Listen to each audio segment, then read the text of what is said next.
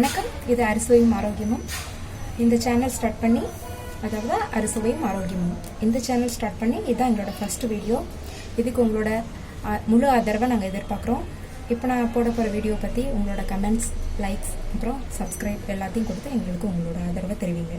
இப்போ நம்ம ஃபர்ஸ்ட் பார்க்க போகிற டிஷ் என்ன அப்படின்னா, மட்டன் லிவர் ஃப்ரை தான் நம்ம எப்படி பண்ணுறது அப்படின்னு பார்க்க போகிறோம். ஃபர்ஸ்ட் நம்ம இதுக்கு மட்டன் லிவரை நல்லா மேரினேட் பண்ணி எடுத்துக்க போகிறோம். அப்போ தான் இது கொஞ்சம் டேஸ்ட் நல்லா என்ஹான்ஸ் பண்ணி கொடுக்கும் டிஷ்ஷில்.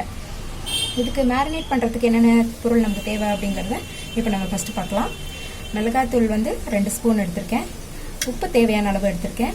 அதே போல் மட்டன் மசாலா இது எப்படி செய்கிறதுங்கிறத இன்னொரு வீடியோவில் நான் உங்களுக்கு செஞ்சு காமிக்கிறேன். அப்புறம் மஞ்சள் தூள் எடுத்திருக்கேன். அப்புறம் இஞ்சி பூண்டு விழுது கொஞ்சம் எடுத்திருக்கேன். அதை நம்ம தேவையான அளவு யூஸ் பண்ணிக்கலாம். அப்புறம் மட்டன் லிவர் நான் ஒரு 150 கிராம் அளவுக்கு எடுத்திருக்கேன். இப்போ நம்ம எப்படி மேரினேட் பண்ணுறது அப்படிங்கிறத பார்க்க போகிறோம்.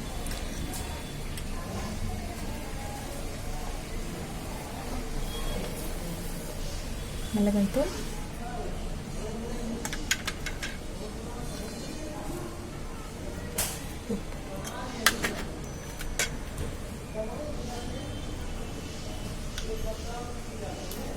இஞ்சி பூண்டு விழுது, மஞ்சள் தூள், அதுக்கப்புறமா இந்த மட்டன் மசாலா ஃபர்ஸ்ட் நல்லா கையால் மிக்ஸ் பண்ணிக்கோங்க.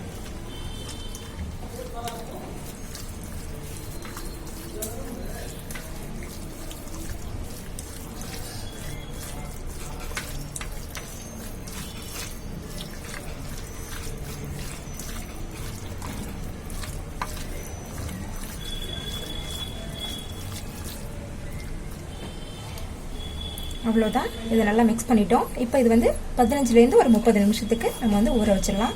அதுக்கப்புறம் இதை எப்படி செய்கிறது அப்படிங்கிறத நம்ம பார்க்கலாம். இதுக்கு 2 தக்காளி, கொஞ்சம் கருவேப்பிலை, 2 பச்சை மிளகாய், 2 வெங்காயம், இஞ்சி பூண்டு விழுது, தேவையான அளவு கொத்தமல்லி, தேவையான அளவு உப்பு, அப்புறம் 1 டீஸ்பூன் அளவுக்கு மிளகாய்த்தூள் எடுத்திருக்கேன். ஏன்னா ஏற்கனவே நம்ம மேரினேட் பண்ணும்போது கொஞ்சம் மிளகாய்த்தூள் அதில் ஆட் பண்ணியிருக்கோம். இப்போ நம்ம நிறைய ஆட் பண்ணோம் அப்படின்னா ரொம்ப காரம் அதிகமாகிடும். அதுக்காக கொஞ்சமாக நான் இப்போ எடுத்திருக்கேன். இப்போ நம்ம எப்படி லிவர் ஃப்ரை பண்ணலாம் அப்படிங்கிறத பார்க்கலாம். இப்போ நல்லா கடாய் காஞ்சதுக்கப்புறம் இதில் நம்ம எண்ணெய் சேர்த்துக்க போகிறோம் தேவையான அளவு.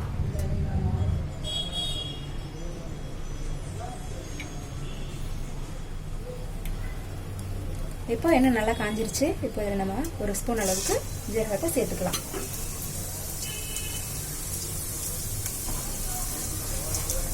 ஜீரகம் கொஞ்சம் நல்லா பொரிஞ்சதுக்கப்புறம் இதில் கட் பண்ணி வச்ச பச்சை மிளகாயை சேர்த்துக்கோங்க.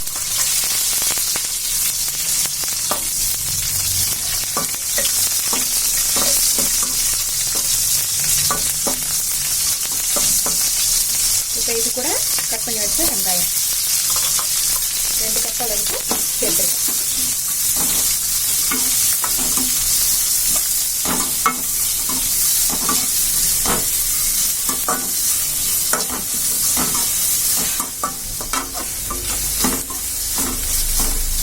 நல்லா வதங்கிருச்சு. இப்போ இந்த ஸ்டேஜில் நம்ம தக்காளியை ஆட் பண்ணிக்கலாம்.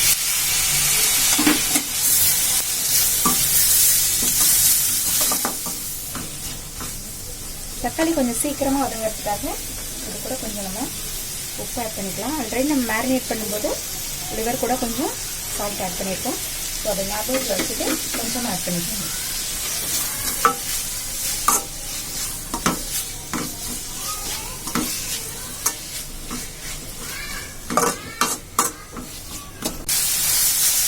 தக்காளியை நல்லா வதக்கிக்கோங்க. இது எப்படியும் வதங்கிறதுக்கு 2லேருந்து 3 நிமிஷம் ஆகும்.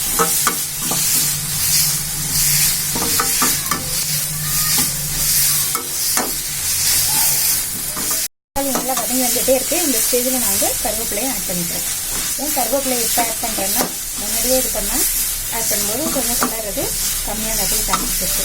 கொஞ்சம் லேட்டாக ஆட் பண்ணும்போது அந்த கருவேப்பிலையோட கலர் அப்படியே இருக்கும். இருந்துச்சா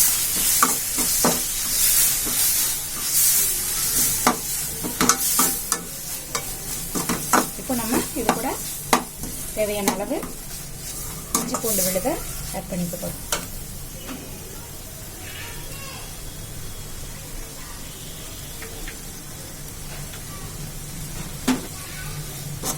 இதையும் சேர்த்து நல்லா வதக்கிக்கலாம். இஞ்சி பூண்டு வாசனை போகிற அளவுக்கு நல்லா வதக்கிக்கோங்க எல்லாத்தையும் சேர்த்து.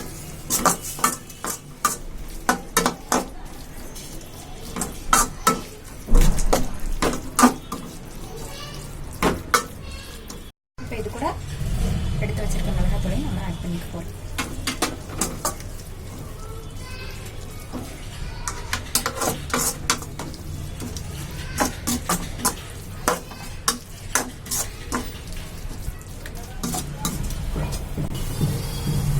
இப்போ இது கூட கொஞ்சம் நம்ம ஏற்கனவே மேரினேட் பண்ணும்போது சேர்த்த மட்டன் மசாலா கொஞ்சம் ஆட் பண்ணிக்கலாம்.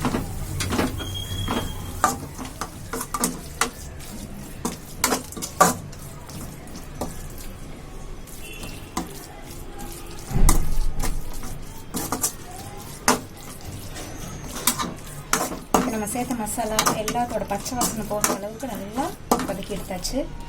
இந்த ஸ்டேஜில் நம்ம மேரினேட் பண்ணி வச்சிருக்க மட்டன் லிவரை ஆட் பண்ணிக்க போகிறோம்.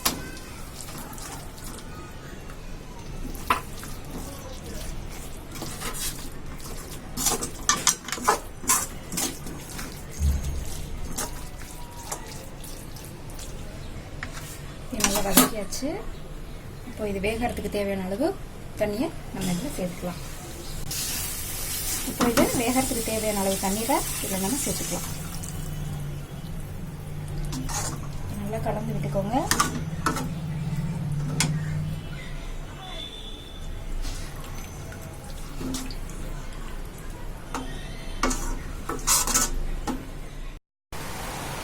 இப்போ பாருங்க நல்லா கொதிக்குது. ஒரு தடவை நல்லா கிண்டி விட்டுக்கலாம். கிண்டி விட்டுட்டு இதுக்கு ஒரு மூடியை போட்டு ஒரு 4 to 5 minutes வேக வைக்கலாம். நல்லா வேகிற வரைக்கும் மூடி வச்சிருங்க.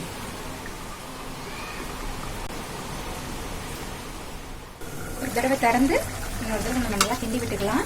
இல்லைன்னா அடிப்பிடிக்கிறதுக்கு நிறைய வாய்ப்பு இருக்கு. அப்போதான் எல்லா இடமும் சரிசமமாக கூட வேகிறதுக்கு கரெக்டாக இருக்கும்.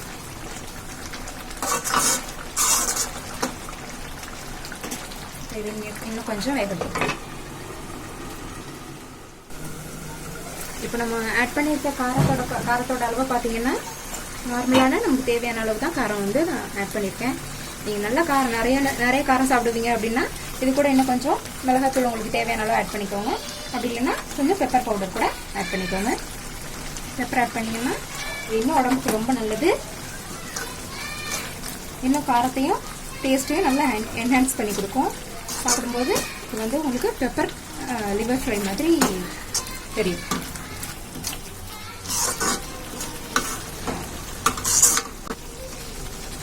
பார்த்தீங்கன்னா நம்ம சேர்த்த இந்த தண்ணியெல்லாம் நல்லா குறைஞ்சி இல்லை ஒரு செமி கிரேவி லெவலுக்கு இது வந்துருச்சு.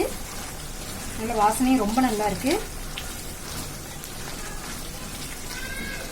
இந்த ஸ்டேஜில் நீங்கள் இறக்கிட்டீங்கன்னா இது வந்து லிவர் கிரேவி. நீங்கள் வந்து இட்லி, தோசை, சப்பாத்தி, ரைஸ் எது கூட வேணால் இதை சேர்த்து சாப்பிடலாம். அவ்வளோ ஒரு டேஸ்டியாக இருக்கும்.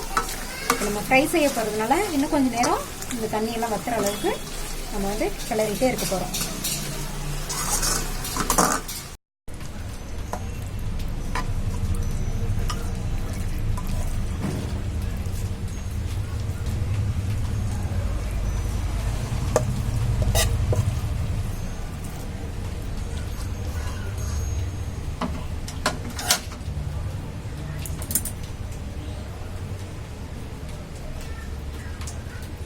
அவ்வளோதான், நம்மளோட சுவையான சூப்பரான சூடான லிவர் ஃப்ரை ரெடி ஆயிடுச்சு.